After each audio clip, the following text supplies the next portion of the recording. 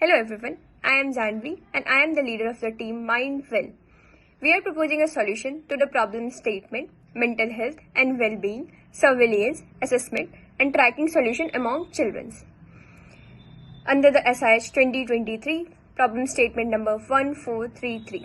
Basically, our idea is to develop an online platform where people who are suffering from poor mental health can seek help using our recommendation system and if needed, counselors and professional advices also.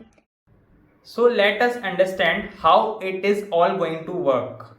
So when the user interacts with our website, firstly we are going to provide three options to the user.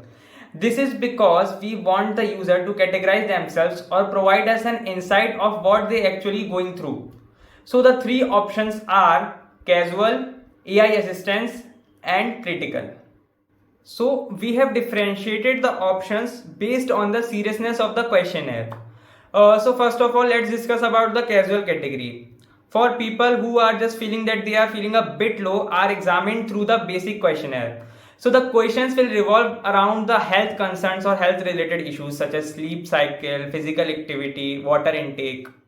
So let us come to another category that is moderate or critical.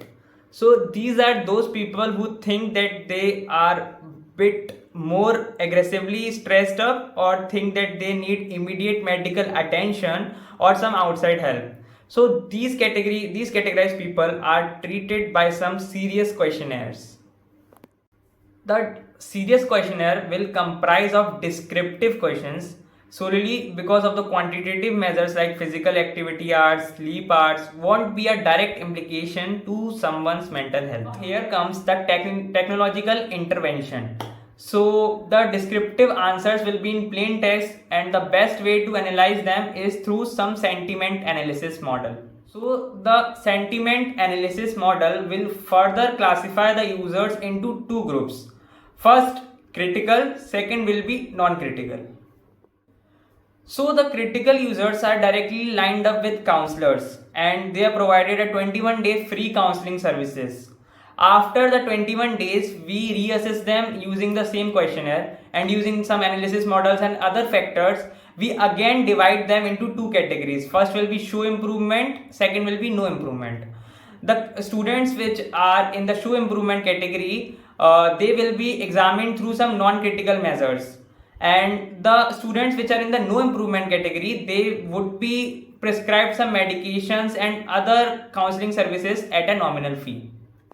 Now the non-critical users. So this group of people will be recommended some good movies, books, motivational videos or the kind of habits which they need to maintain in day-to-day lives.